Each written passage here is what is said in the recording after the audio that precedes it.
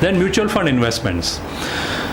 How many of you are aware about something called AIR? I've dealt with this in the past. AIR, that is Annual Information Report. Yeah. So AIR is something. There are different types of annual information reports which the income tax department gets from different agencies.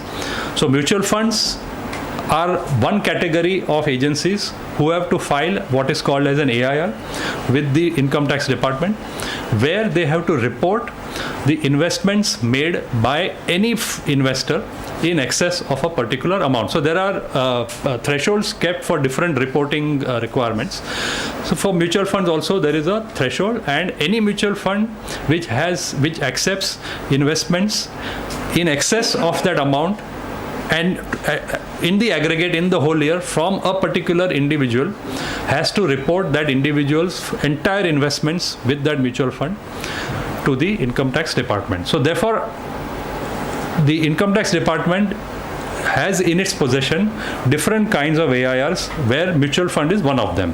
And if you have invested in mutual funds, a lot of people have got scrutiny notices for having invested in mutual fund, because they would like to find out from where you got the money to put into the mutual fund. Then purchase and sale of immovable property. Again, as I mentioned about AIR, the immovable property transactions, almost all of them get reported to the government. Even redevelopment, many of you may be living in the suburbs and undergoing redevelopment in your houses. The redevelopment agreements are also reported to the income tax department. So if the society has been a party to the agreement for redevelopment, as also the members, then everyone will get a notice in all probability for a limited scrutiny. Then other large high value transactions, like credit cards payments or any other payments, you go to a Tanishq shop and buy a huge amount of jewelry from there, they will have to report.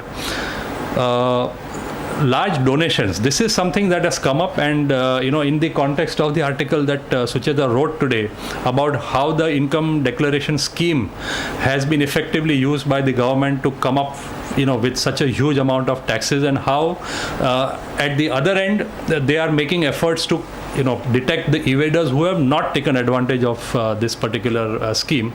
Large donation is currently the hottest or the most popular topic for the income tax department. They have caught on to a lot of scams which have been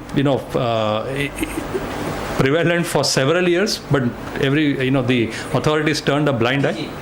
Yeah, so ATG is one, Debashish. ATG is where you and me, the common people, put in money and get 50% donation deduction, subject to the limits, etc., arithmetical formula. But there is even more serious donation that is available, which is a weighted deduction, which is if you donate 100 rupees, and this is purely for the businessman, not for salaried people. Businessmen, if they donate 100 rupees to certain kinds of charity research organizations which also have a ATG registration, they get 175 rupees as a deduction. So 175. So now those deductions are being phased out, and by I think 2021 everything will go away. But till then, and particularly in the past, people have had a fantastic time with this. So they gave 1 crore, they got a deduction of 1 crore 75 lakhs. It is anyone's guess as to what actually happened to that 1 crore in the hands of the trust, whether it was actually used for the research which it was supposed to do, etc. But from a income tax department's perspective, donation is a clear invitation for trouble for the taxpayer, primarily because some people have misused it. So there have been, for example, there was a trust in Kolkata which apparently has accepted donations worth 1200 crores plus, and which was bogus. But it was so difficult to get into that category of 175% deduction. Absolutely. So all this happened in the past. It was able to get the registrations. People happily donated 1200 crores is, what are we talking about? And 1200 crores, if all of them claim that weighted deduction, you can imagine how much of tax has got evaded, because the modus operandi is that you give a check to the trust of 100 rupees, they will probably give you 99 back or 98 or whatever it is back in cash. So they keep a cut, you get your cash back, but you also get a tax deduction of 175, on which you save tax of 30% on 175 is whatever, 52, 53, whatever rupees. So you have the tax, the evaders had a fantastic time.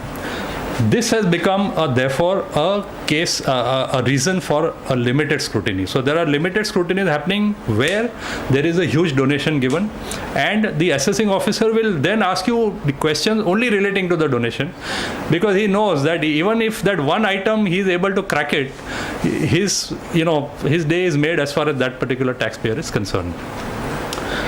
Then capital gains from penny stocks. My mind, incidentally, I'm reading The Scam right now, and they'll talk about Karnataka ball bearing and Mazda and all those penny stocks of those days. So this thing has continued, and people don't learn. The penny stocks have been used by a lot of people to fictitious long-term capital gains, sell it on the listed stock exchange, on the stock exchanges. So you get a exempt long-term capital gains, and you save the tax.